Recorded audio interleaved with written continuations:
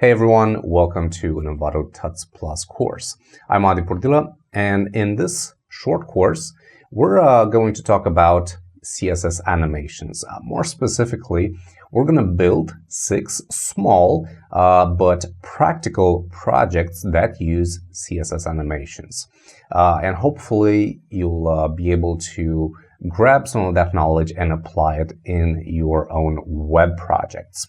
We're going to build a toggle slider checkbox, a page loader, a card notification that appears and disappears by itself without using any kind of JavaScript, a scrolling mouse animation, a hamburger icon that morphs into a cross, and then a full screen navigation overlay. We're going to use pure CSS for these projects, and only on some of them we're going to be using a tiny bit of JavaScript.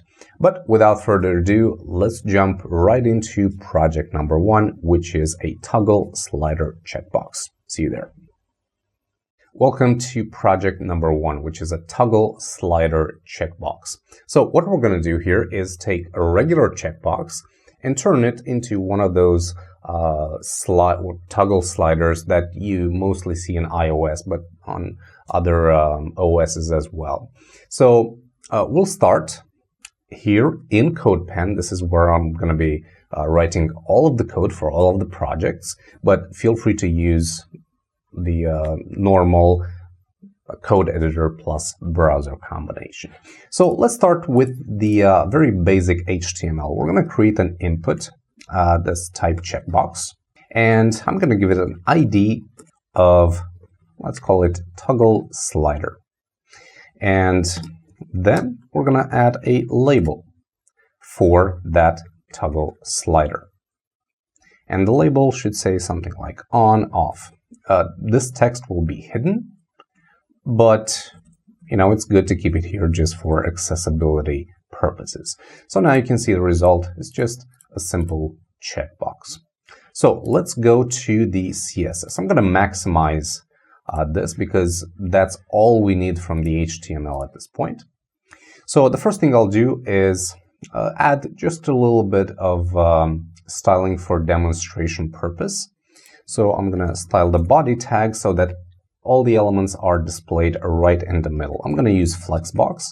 So I'm going to set a display flex, align items center, and justify content center. And also I'm going to give the body a height of 100 viewport height, or VH. And that will position our element right in the middle. As I said, this is just for demo purposes. All right. Step number 1, we're going to hide the default checkbox. So to do that, we're going to target input type checkbox. Of course, you can use it by its ID if that's what you want, but I'm going to reference it by its type. Simply, I'm going to set display to none. So that's going to hide our default checkbox as it is. All that's left now is the label. So now what we're going to do in step number 2 is create the slider base and knob. And by knob, I mean the part of the slider that actually moves. So for that, I'm going to target the label, and I'm going to do the following. I'm going to start by setting the cursor to pointer because we want it to behave like a button. And then I'm going to hide the text by setting text indent to a very large negative value, something like minus 10,000 pixels. And then I'm going to give it a width, and this will give the final width of our slider. So I'm going to set a width of about 100 pixels, and I'm going to set a height of about 50 pixels. Now, I actually went ahead before writing this code. I went into Sketch and I designed that slider checkbox just the way I wanted, and that's where I got all of my measurements. So if we take a look at this, you'll see that it has a width of 100 and a height of 50. This is the default unchecked state, and this is the checked state. And we're going to add a nice animation when moving this knob from left to right. And we're also going to animate the color changes.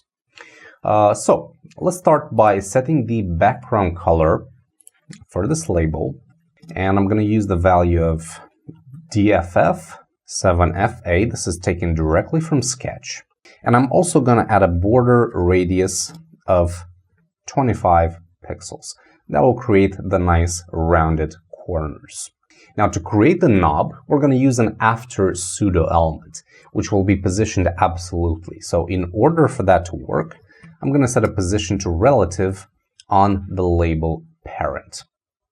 Finally, let's add a transition where we'll transition all properties 0.4 seconds or 400 milliseconds and an ease out easing.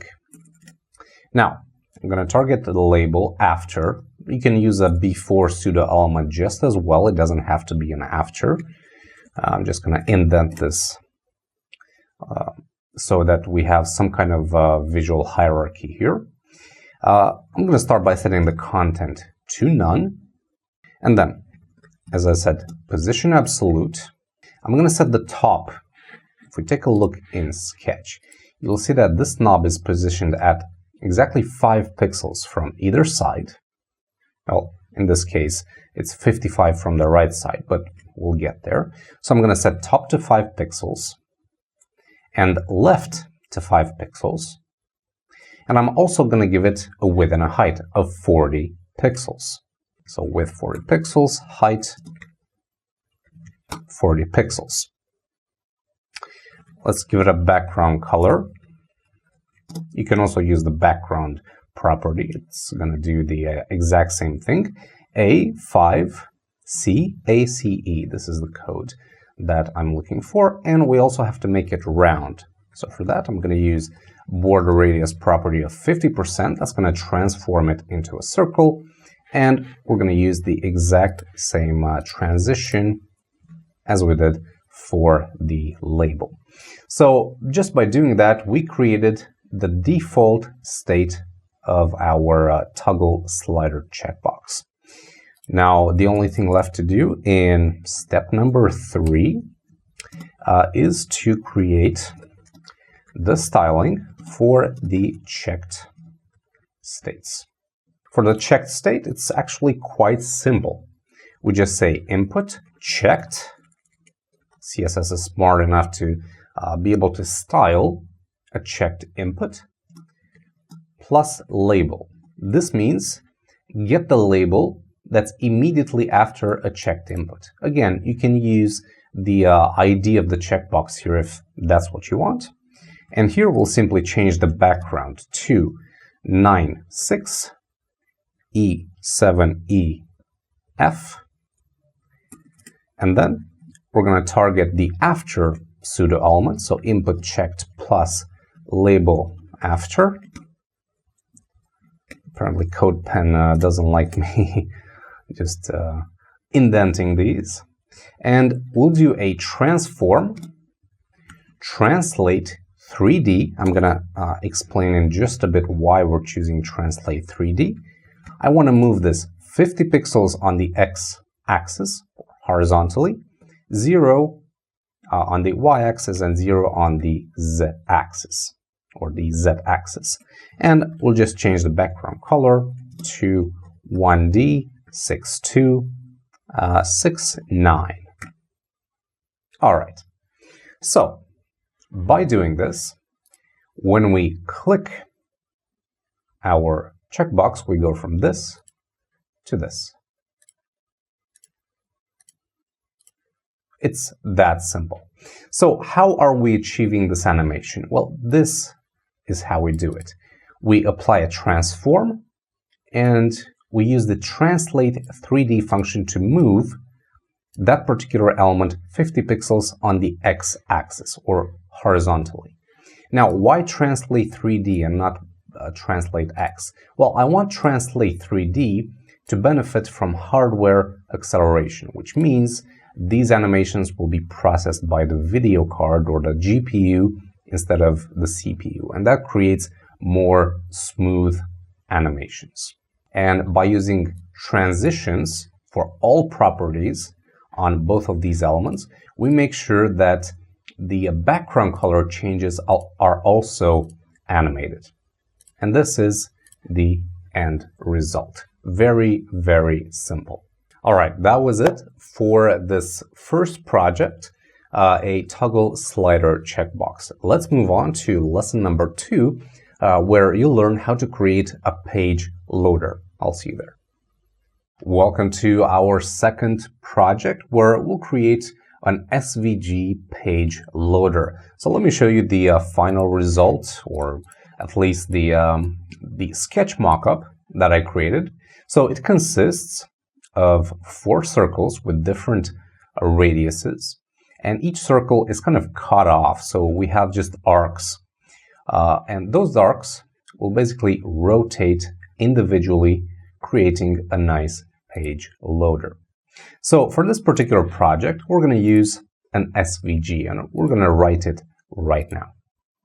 So I'm going to start with this SVG with an ID of page loader, and then inside we're going to create 4 circles. We're going to start with the circle element, and we're going to give it the coordinates. So I'm going to say CX, which is the X coordinate of its center. I'm going to set this at 75.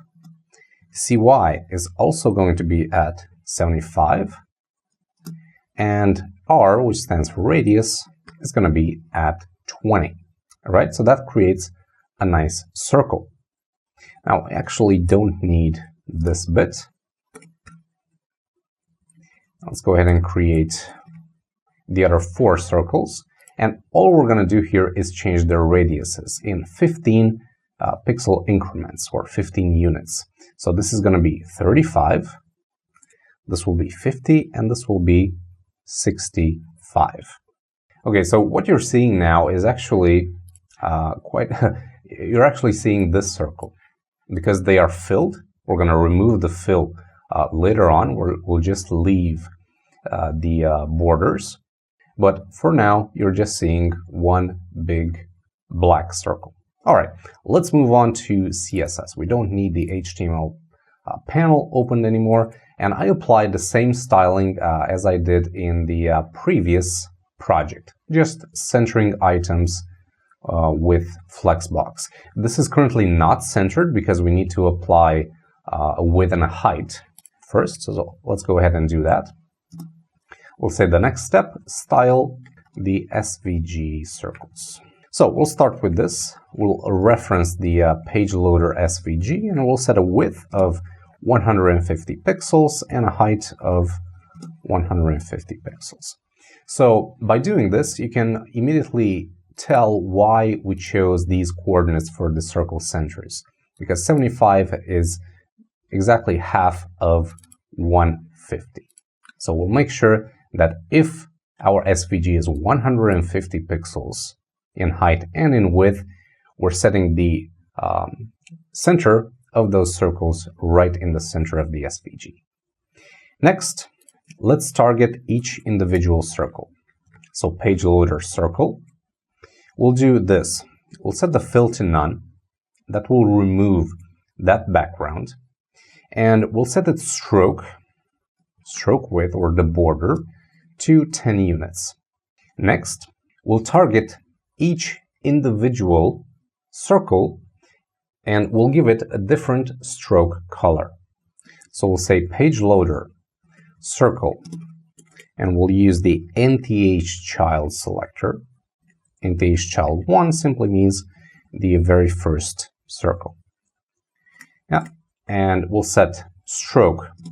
We'll get the colors from the sketch file. The first color is FFC114, and you can see it right there.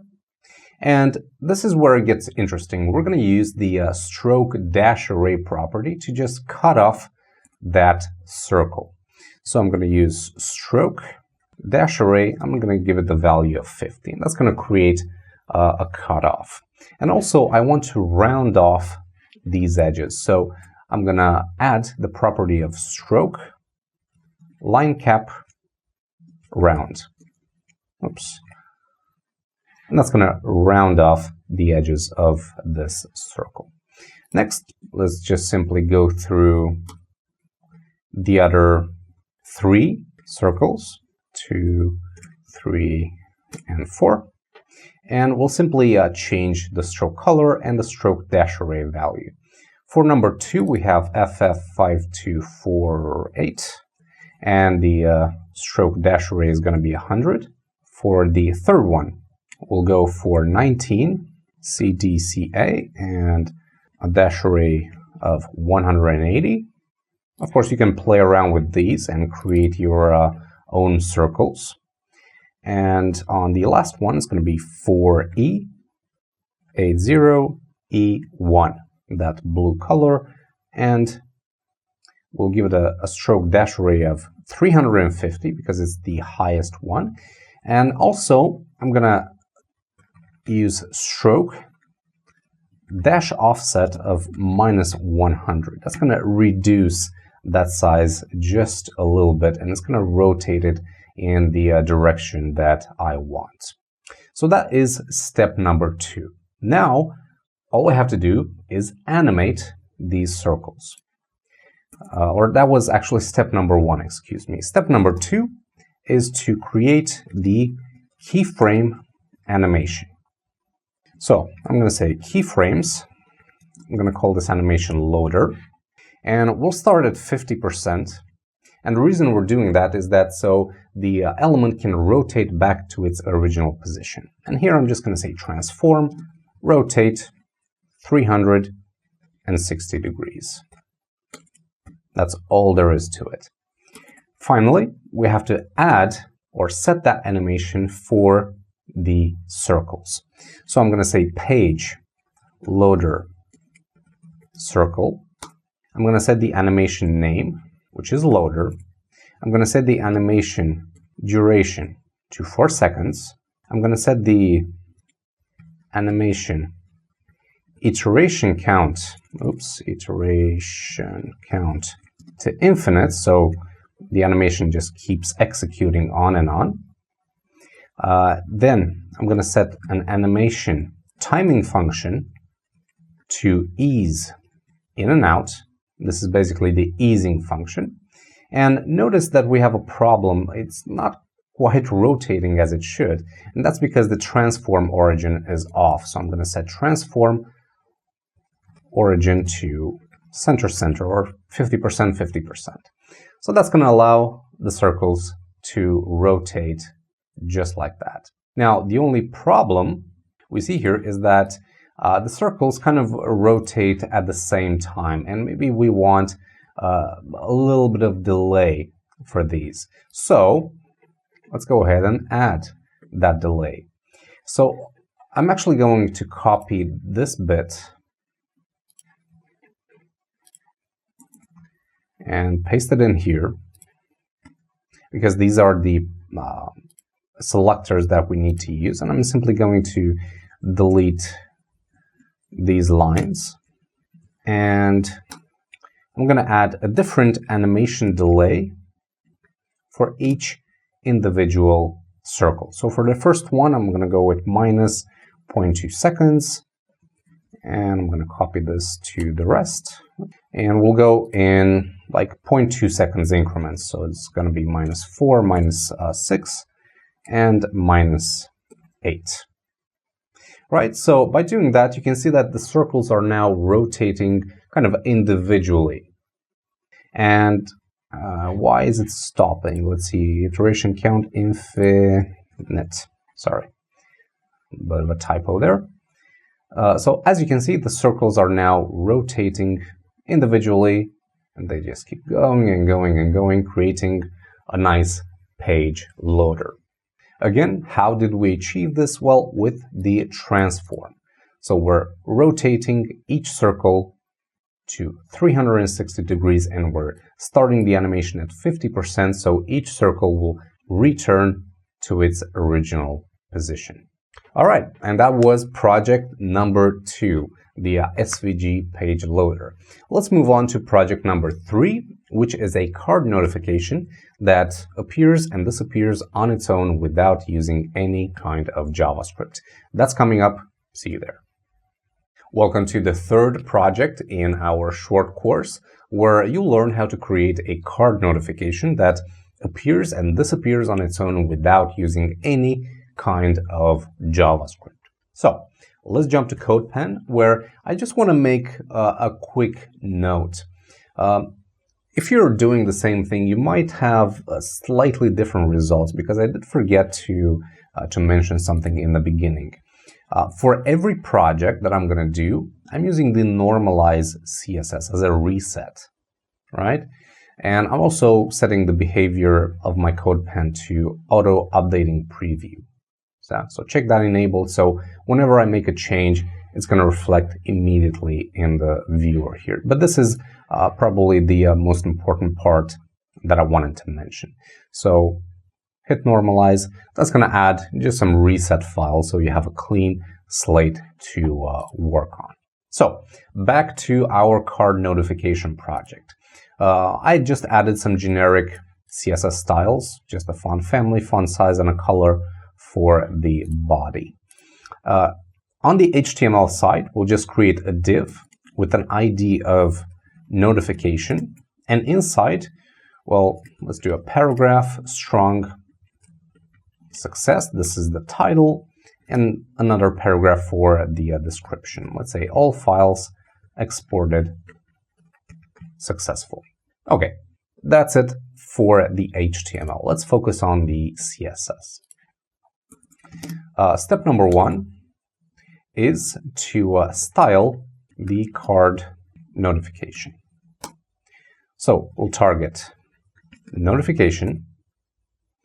I want this card to slide in from the right, land about here, wait for a bit, and then slide back to the right. So in order to do that, we need to set its position to absolute.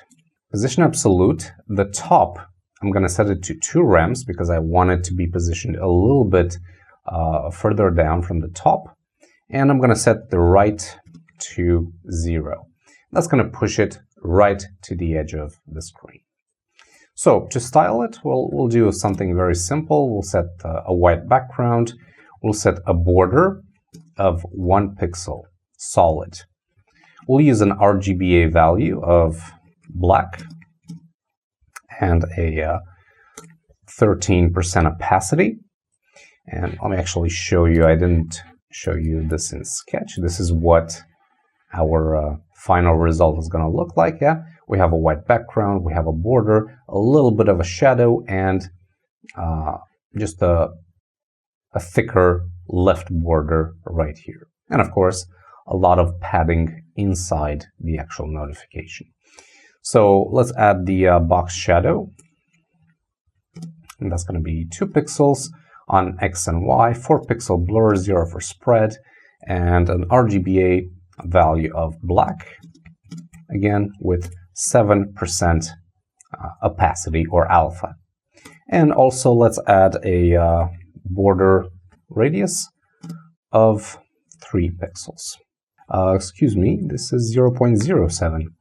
So 0.7% opacity. That was a bit too strong. Let's also add padding. I want 2 rems on each side except the right side, which is going to be 4 rems. So 2 rem, 4 rem. Remember, padding, if you're writing it like this, goes top, right, bottom, left. So bottom again 2 rem and 2 rems for the left. For that thicker border on the left side, I'm actually going to use a pseudo element. So notification after. Again, CodePen doesn't agree with me here. I'm going to set the content to nothing. I'm going to display it as a block. I'm going to set a width of 5 pixels. Height is going to be 100% to be the full height of my notification card. Let's give it that background color, that green, which is 8 B, C, 8 to F, and let's set a position to absolute so we can actually display it where it needs to be displayed. Let's set left 0, top 0. That's going to position it in the right place, but also I want to give it a little bit of a border radius, but I only want the border in the top left and bottom left corners.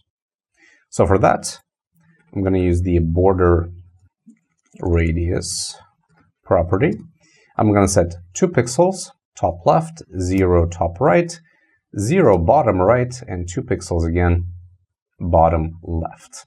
All right, let's style these paragraphs a little bit. So we'll say notification paragraph, and let's just reset the margin and set it to about 0 top, 0 right, 1 rem bottom, 0 on the left. And also the last child, notice there is a little bit of a bigger space here. The last child is going to have a margin, well, let's reset it all together, margin 0. And also let's make it a little bit muted color-wise. So we'll use RGBA, again black, with an opacity of 60%. All right, now let's add the actual animation. That's in step number 3. Now notice that in even the first and second example, I kind of wrote selectors twice where it wasn't really needed, but I did that on purpose so that you can see the steps more clearly. Whereas if I would have put all of the necessary properties and values in the selectors only once, it may have been a little bit difficult to know what properties are doing what exactly. So that's why I separated these. But in a production setting, you would minimize your CSS code, of course, and duplicating selectors like that is never a good idea. So onto the animation keyframes. I'm going to say keyframes. I'm going to say slide left. And for the slide left, here's what I wanted to do.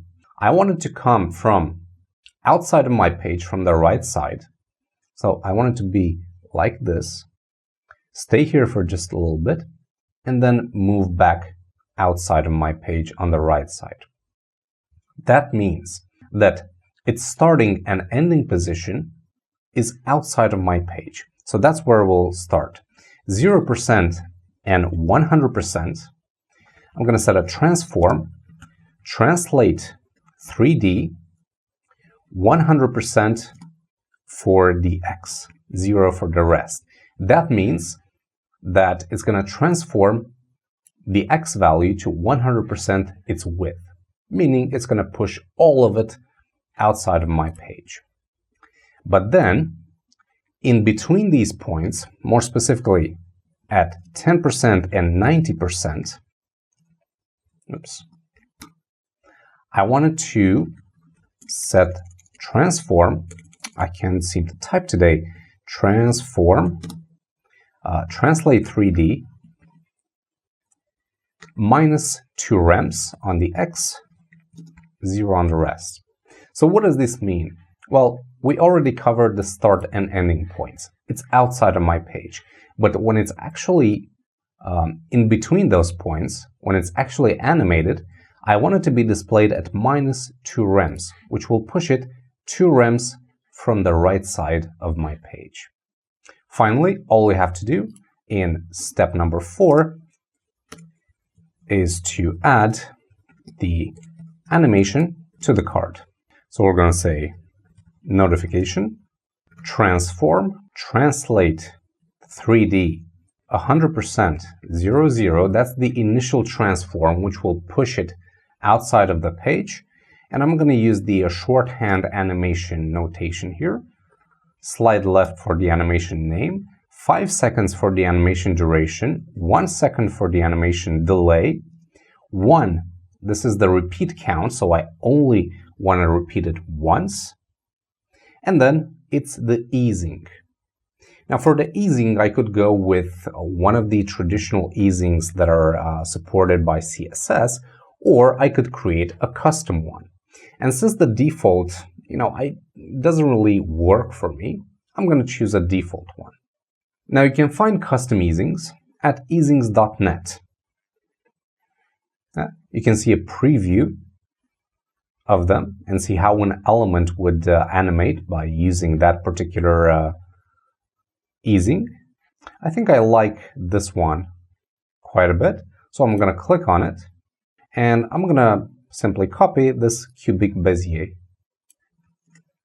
and that's what I'll be using for the actual timing function. Right, so here we go. That's the animation coming in and going back out again. And you can increase the time it stays on the page by increasing the duration of the animation. So if I were to put like 10 seconds here, it's going to take it 10 seconds to complete the entire animation. Of course, the way it swoops in and swoops back out is going to be also slowed down a little bit. Yeah, but I think 5 seconds is the correct number for a snappy animation like this. So again, how does this work? This is the only part that we're going to focus on now. The animation here is the key. The start and ending point puts that notification using Translate 3D again for improved animation, for hardware accelerated transitions or animations. It puts it at 100%. Its width, or outside of my page. But in between, it puts it at -2 rems, which is just 2 rems from the right side of my page. Let's see it again. Yeah. And when it's 100%, it goes right back out. And that was it for project number 3. Pretty handy and pretty simple to use without any kind of JavaScript. Now let's move on to project number 4, which is a scrolling mouse animation. I'll see you there. Welcome to project number 4, where we'll create a scrolling mouse animation. Now, what is this useful for?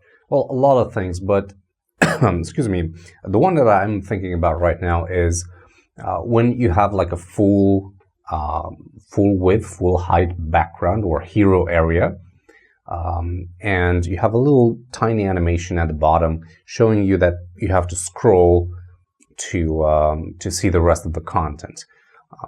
So that could be a very interesting use case. And I've actually mocked up something similar in CodePen here. I went ahead and wrote the most of the HTML for it, and also a lot of the CSS. So this is what I'm talking about. Full width, full height hero area, showing the title, maybe a subtitle. And right over here, we're going to put a scrolling mouse, or a mouse with a scrolling animation.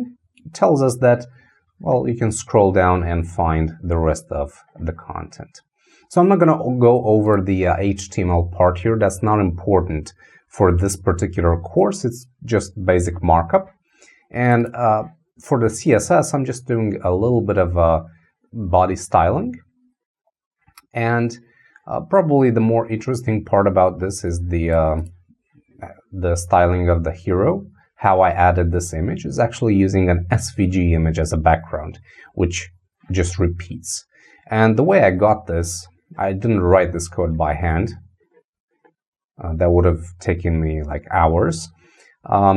Instead, I used a website called svgbackgrounds.com. I used this SVG, just changed the colors, played around with these buttons a little bit, and just copied the CSS output and I pasted it right here. Then I just added width height 100% and 100 viewport height, aligned everything in the center, and that's about it. Now for the actual mouse animation, we're going to be using this graphic that I made in Sketch. So the way I wanted to animate is this little point here is just gonna move down and also fade out, and then it's gonna reappear here and repeat the animation. So let's see how we can create that. First of all, I'm gonna create in HTML right over here a div with a class of mouse, and in the CSS I'm simply going to position that div absolutely.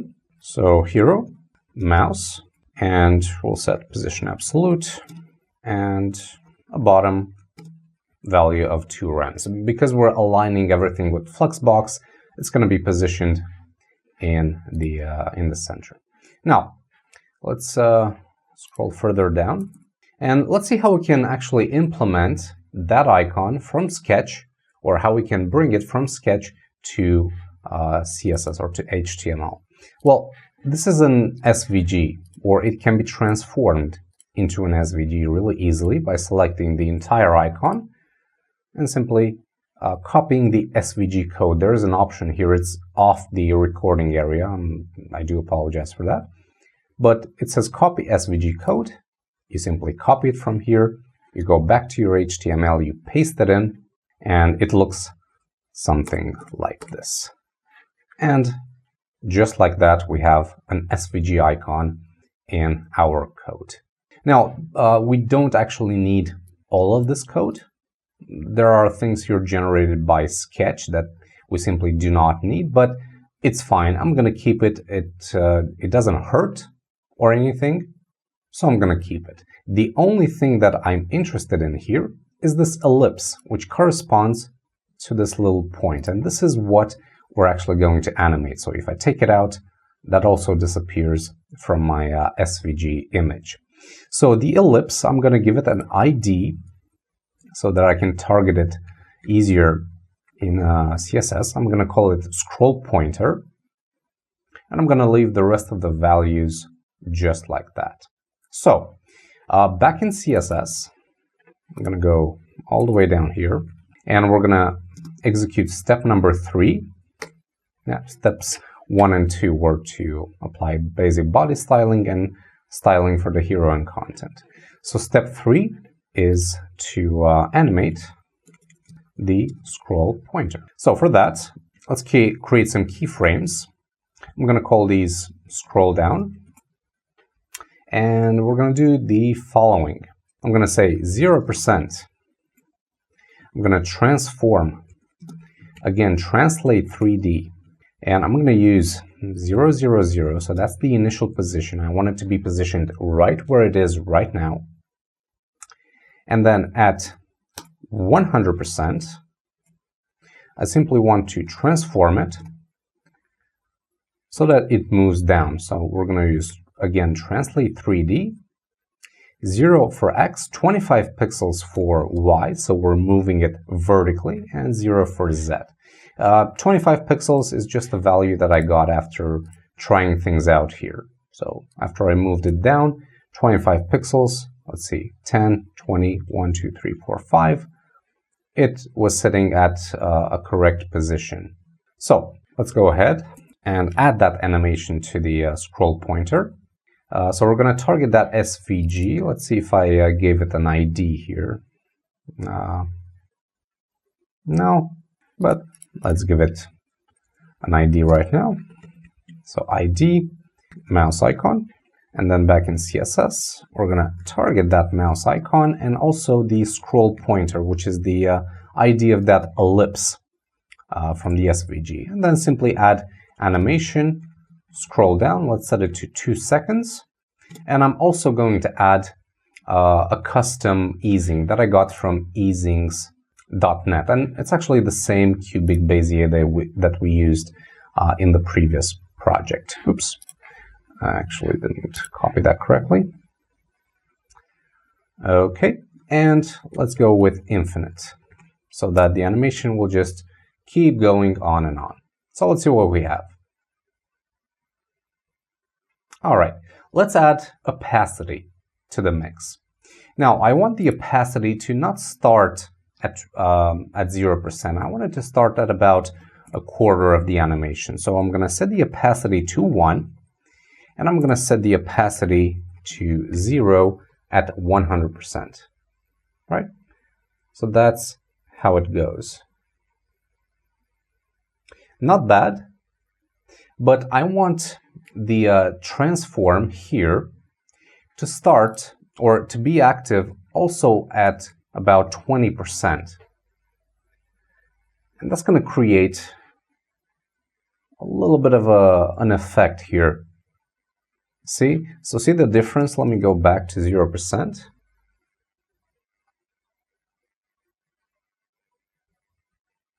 Yeah, just kind of jumps up a little bit and then moves down. But by adding an extra step here,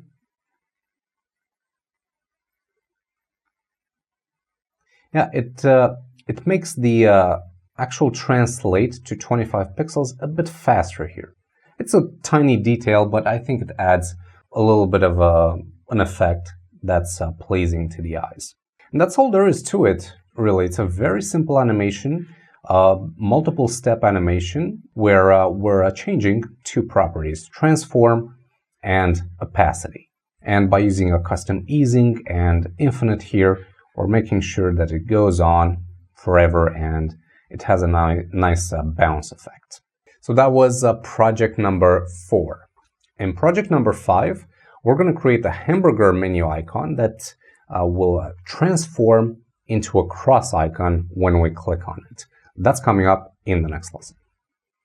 Welcome to project number 5, where we'll create a hamburger menu icon that transforms into a cross. Now, there are two ways you can do that. You can either use SVGs or you can use just regular HTML with a couple of span elements. And we're going to go with the second option because it's easier to understand. As usual, I'm in CodePen. I've set up just a presentation-only style for the body tag, just center aligning everything. And this is the end result. Yeah. So this is the hamburger menu icon, and when we click it, it's going to be transformed into this cross. All right. So how do we do that? First, let's go ahead and create the actual hamburger icon. So we're going to start with an anchor tag. It goes nowhere. And we're going to give it a class of hamburger button. Of course, you can use any class that you want. And in here, I'm simply going to display 4 spans. Now, you might be wondering, well, why 4 spans? We only have 3 lines in our hamburger icon. Well, you'll see why in just a little bit. For now, we're done with the HTML. Let's focus on the CSS. First things first, let's style the hamburger icon. So let's reference hamburger button. Let's set a position to relative. This is important because all of those spans will be positioned absolutely. And let's give it a width of 45 pixels and a height of 34 pixels. And these are values that I got from the CSS, from the sketch file, excuse me. Next, let's add a transition, 0.3 seconds, ease in, out. Next, let's do hamburger button span. This is where we'll style basically the hamburger components. So for each span, we're going to do the following. Set a position of absolute, set a height of 8 pixels, set a border radius half that value, so half the value of the height, which is 4 pixels. We're going to set a width of 100%, and we'll set a background color of 3D 4146. And there we go. That's 1. We'll set the top to 0 initially, and then we'll do this. We'll set a transition for transform, because we will be adding a transform later on to animate them into that cross. 0.2 seconds, ease in and out, And also we're going to transition the opacity, because the way we're going to achieve a cross from a hamburger menu icon is to hide a couple of elements. So bear with me on this. We're going to add an opacity 0.2 seconds, same easing, ease in and out. Now let's go ahead and position each element of the hamburger to its correct top position. So I'm going to say hamburger button span nth child 1. I'm going to set a top 0 pixels to start things off. But then for number 2 and also number 3, we're going to set a top of 18 pixels. And again, I got these values from the sketch files. Excuse me, not 18, 13 pixels. And for number 4, the top is going to be 26 pixels. Now, what's the deal with the number 2 and number 3? Notice that because I put them at the same top value, they overlap each other. So instead of the button or the icon showing me 4 spans, it only shows me 3 spans, with the middle 2 being positioned one on top of the other.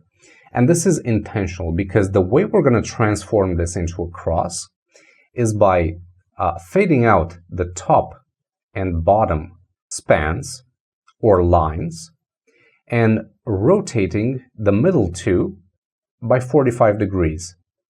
So one of them is going to be at 45, the other at minus 45, creating an X. That's, of course, one way of transforming this into a cross. You can eliminate the middle ones and rotate the top and bottom. That's also doable. Or you can use 3 spans and just eliminate one of them and rotate the other ones. But this is, I think, the easiest option. So let's go ahead to step number 2, which is style the active state and create the cross. Now you might be wondering, what active state is that? Well, it's the active state that we're going to set it in JavaScript. We're going to write a little bit of JavaScript because otherwise we would have to use maybe a checkbox or a radio button to style the checked state. But I preferred to go for the simpler way, which is just to use a little bit of JavaScript. Now I'm going to add jQuery here, so that will write the code a little bit faster. So I'm going to write the function. This is equal to document ready. This is a shorthand basically. And here I'm just going to say hamburger button on click. So when we click the button, we're going to execute the following function. And the function receives an E or event parameter, which we'll use. Let's actually write event here to make it clearer, which we'll use to prevent the default behavior. This basically ensures that when you click on a link, nothing happens. And then I'm going to say this, and this refers to the actual hamburger icon. I'm simply going to say toggle class active.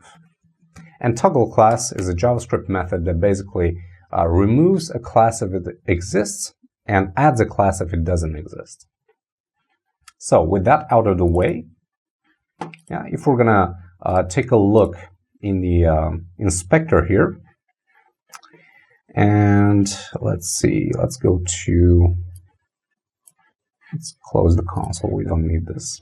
Notice the hamburger button. When I click on it, see how it just toggles the active class on and off? Well, all I have to do now is style that class.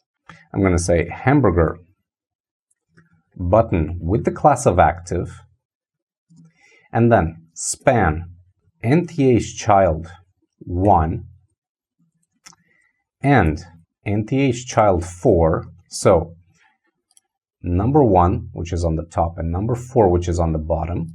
What I'm going to do is simply hide them completely. I'm going to set opacity to 0. And because we added a transition for the opacity right here, this transformation will be animated. Now for the other two, well, it's quite simple. For child number 2, we're gonna do transform rotate 45 degrees, and for the other one, we're going to do negative 45 degrees. So what does that give us? Well, it gives us a hamburger icon that, when clicked, transforms into a cross. It's that simple. So if we're going to create a pretty long animation here, let's say like 5.2 seconds, you can see how the transformation actually takes place. So here we go. The top and bottom, let's actually add it here. That was stupid of me. Let's see, do a refresh. So click again. Yeah, top and bottom are animated out, and the middle ones are being rotated to 45 degrees. Here we go again in slow motion. The reverse. These are rotated back, and the others are faded in. This is how we achieve this transformation, basically. It's that easy. Let's go back and set these back to a respectable duration, like that.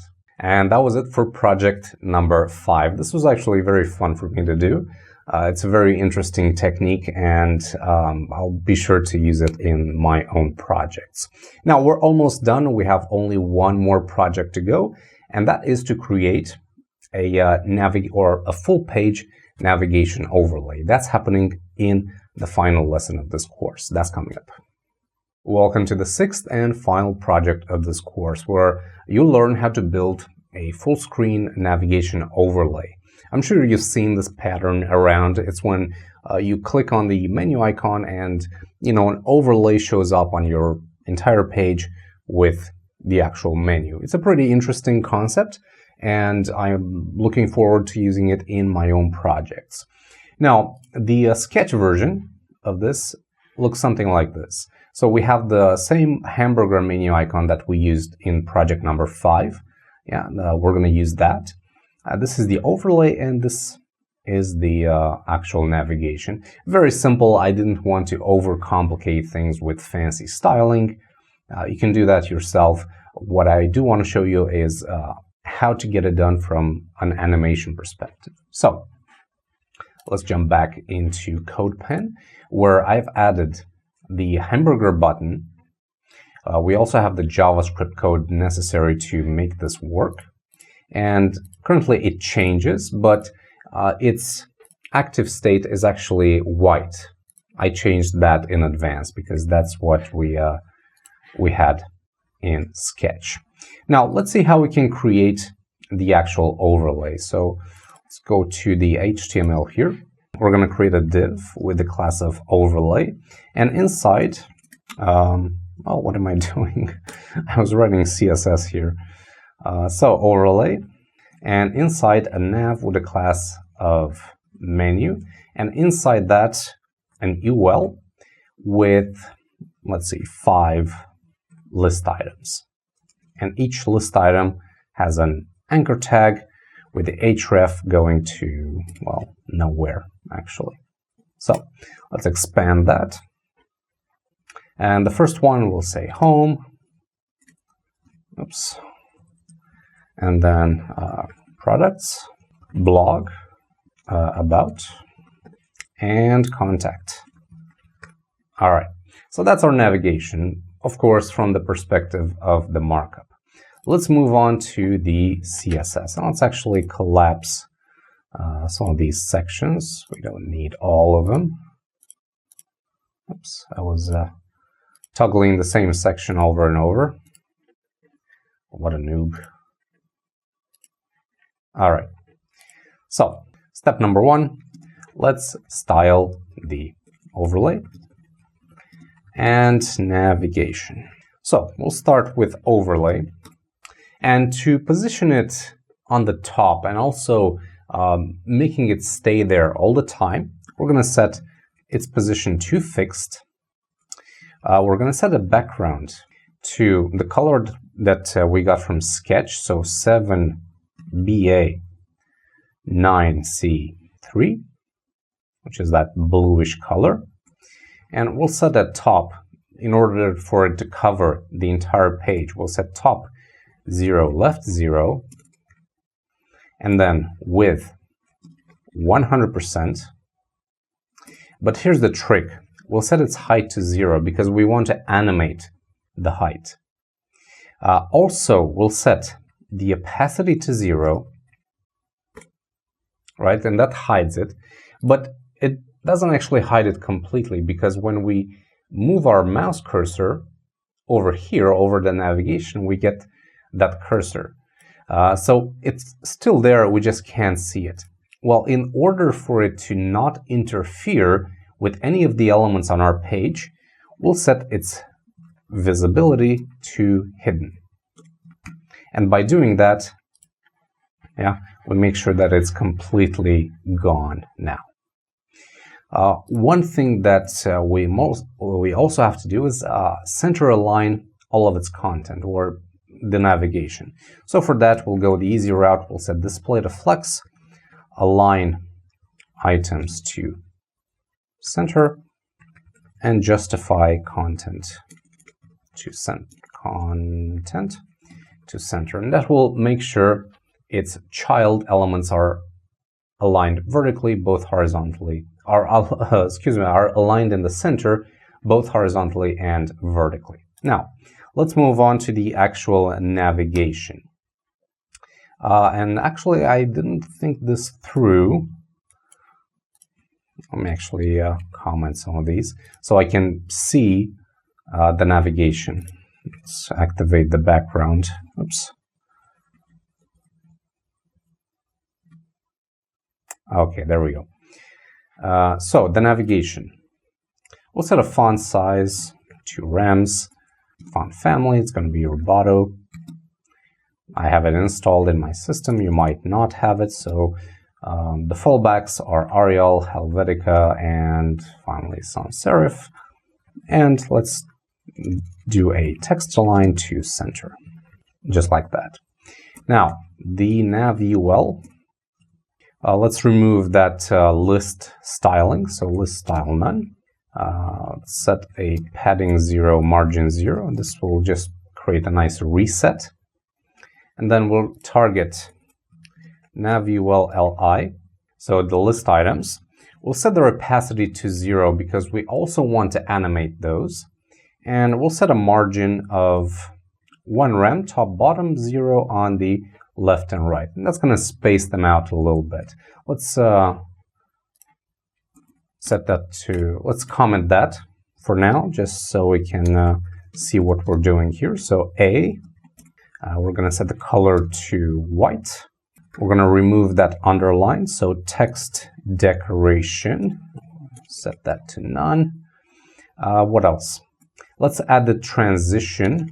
So transition, opacity, and it's going to be 0.2 seconds, and just a random easing function. And we'll set the opacity to 0.75 or 75%, because I want these to be a little bit more transparent in their default state and have opacity at 100% on hover. So nav ULLIA hover, if I can type, just set the opacity to 1.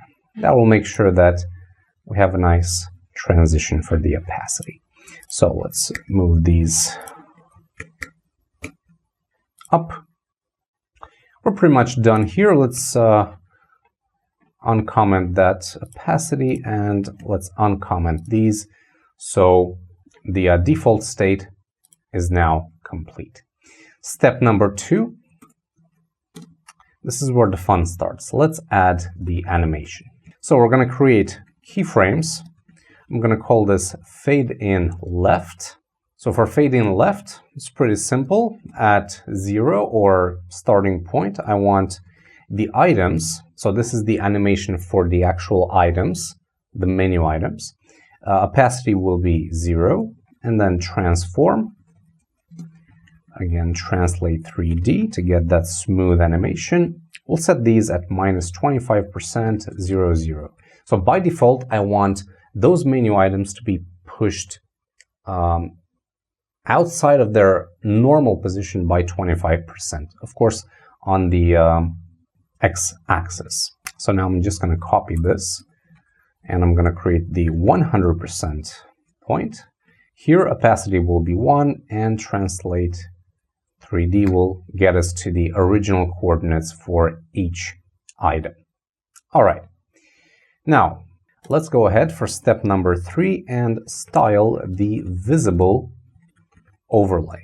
And that means styling the class of overlay visible. Now, this class will be added via JavaScript when we click the hamburger menu icon. So, apart from the menu icon receiving the class of active, our overlay will receive the class of visible, again using the toggle class method. So what or how does the overlay visible look like? Well, first we'll change its opacity from 0 to 0.85, because I do also want to show the content below it. What else do we change? Visibility, so visibility from hidden to visible. And also, we'll change the height to 100%. Okay, so let's see the animation in action. Okay, so it is visible, but for some reason, we're not transitioning it properly.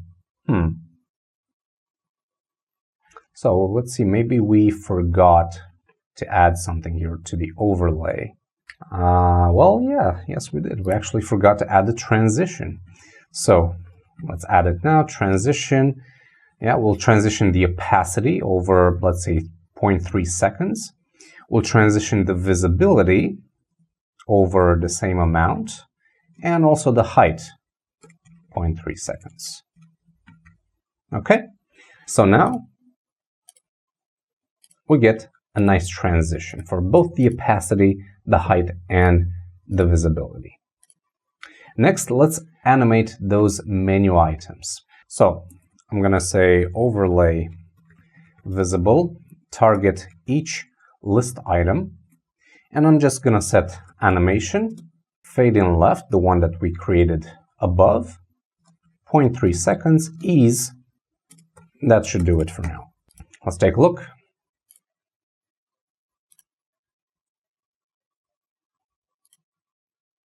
Yep. So there's a slight problem here. Because the animation executes like this, we can't actually see it. So we have to add forwards to the animation. And that will make sure it stays right there. But we also need a little bit of a delay. So after the overlay will be displayed, each of these will be faded in from the left. So for that, we're going to say overlay visible list item nth child. No, not nth child. Or actually, we can use nth child, but I'm going to say nth of type 1. I'm simply going to add animation delay. Let's say something like, I don't know, 0.23 seconds or 0.23 seconds. That should do it. And then I'm going to do the same for the rest of the items, just incrementing this delay by 0.03 seconds. So this is going to be 0.26, 0.29, 0.32, and 0.35. Okay, let's do this. Do a little bit of indentation, and let's see what we have. Okay, so we're not quite there yet. Oh, and that's because I forgot to change these values here. They were all referring to the very first item. Let's see that again. I forgot this bit. Sorry about that. All right. And there we go. We now have a nice animation for both the overlay and the actual navigation. So how did we achieve that? Well, two stages basically. The animation for the overlay was actually set using this visible class. Yeah, we do have a transition here first. So we're basically transitioning the opacity, visibility, and height. We go from 0 opacity and height and hidden visibility to 85% opacity, 100% height, and visible as the value for visibility. And as for the menu items, well, we created this fade in left animation. We applied it to every single list item or every single menu item, and then we applied a slightly different animation delay for each of these 5 items. And the result is this. And that was it for the 6th and final small project, and actually for this course. I really hope you found it useful. I wanted to create just small but useful examples that you can quickly grab and apply them in your own projects. If you have any questions or comments, please post them on the Tuts Plus forums. Until then, I'm Adi Pordila. Thank you very much for watching this short course, and until next time, take care.